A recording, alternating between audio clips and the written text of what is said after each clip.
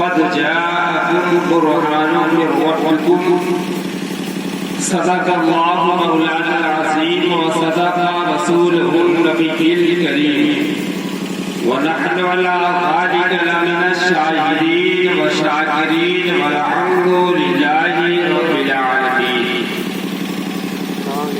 शमए रिसालत के परवानों, बादए तौहीद के मतवालों, गौसे आज़म के शहदाइयों, ख्वाजा गरीब नवाज के चाहने वालों, आइए सबसे पहले उस रसूल हाशमी की बारगाह रिसालत में खिराज इज्जत पेश किया जाए, जिसके इशारे पर सारी कायनात गर्दिश कर रही है। अगर निगाहें हो जाती हैं तो मादी ताकतों को वसीला लेता है और गए अर्ज पर खड़े होकर उंगली का इशारा फरमा देते हैं और डूबा हुआ सूरज अपनी मंजिल से पलट आता है। राहों से गुजरते हैं तो इत्र बरसता है, संग रेज़े को हाथ लगा देते हैं तो जान पड़ जाती है।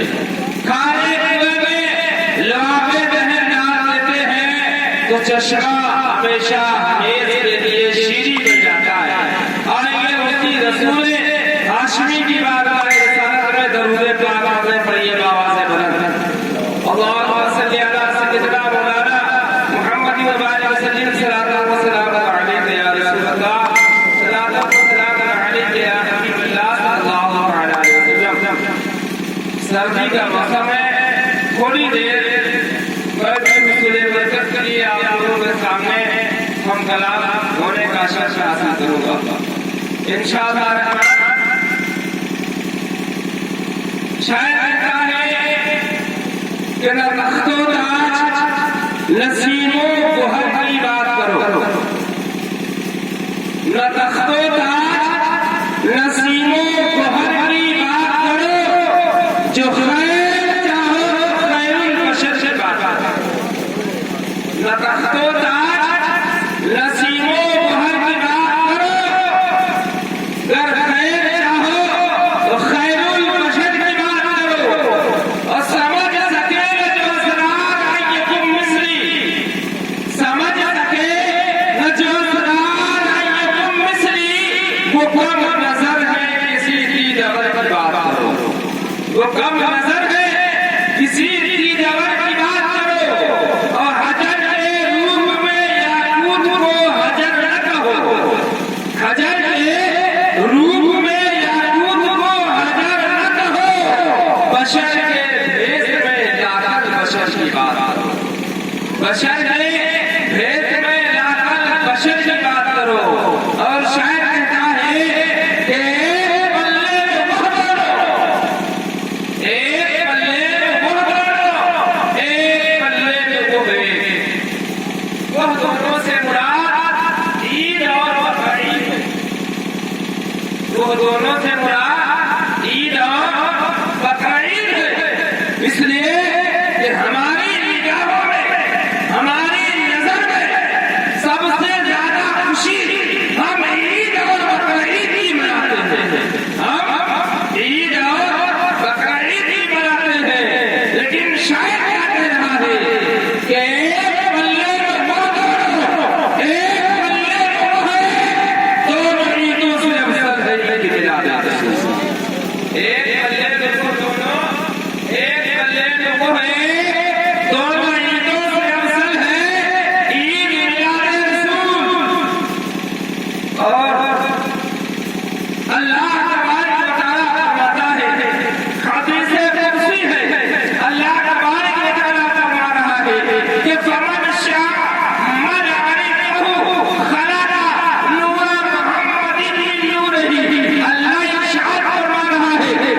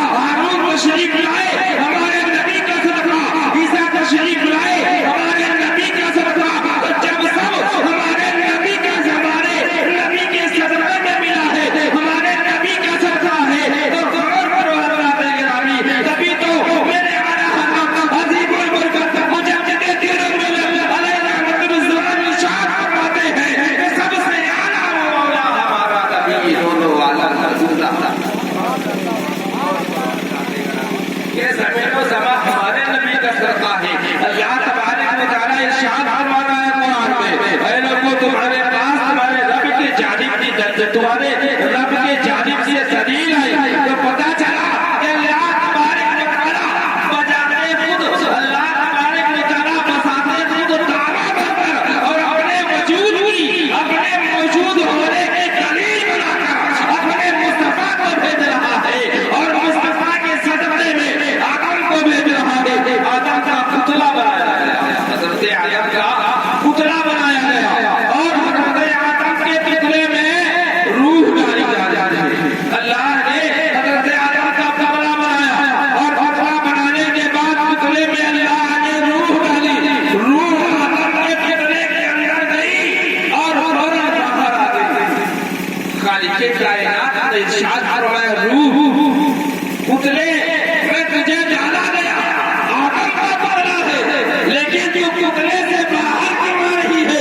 रूह ने जवाब दिया, मालिको मोला, पुतला तो आदम का है, लेकिन ऐ मालिको मोला, ये पुतला बेनूर है, इसमें रोशनी नहीं है। पुतला बेनूर है, इसमें रोशनी नहीं है। मालिको मोला, पुतले के अंदर अंधेरा ही अंधेरा है, तबीयत घबरा रही है, सुकून नहीं मिल रहा है।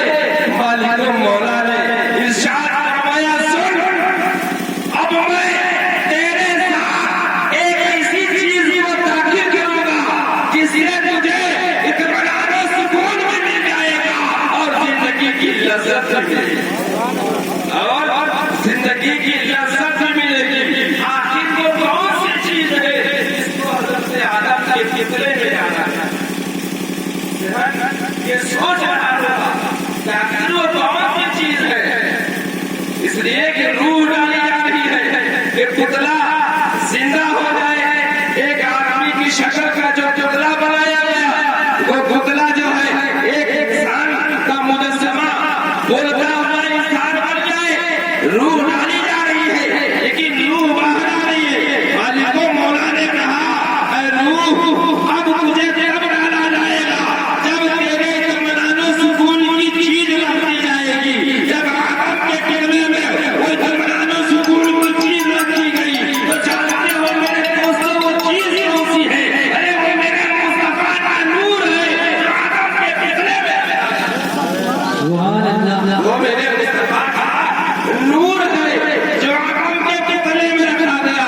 उस नूर को अल्लाह ने हज़रत आदम के सुल्ब में यानी रीढ़ में पुष्प में बीच में रखा।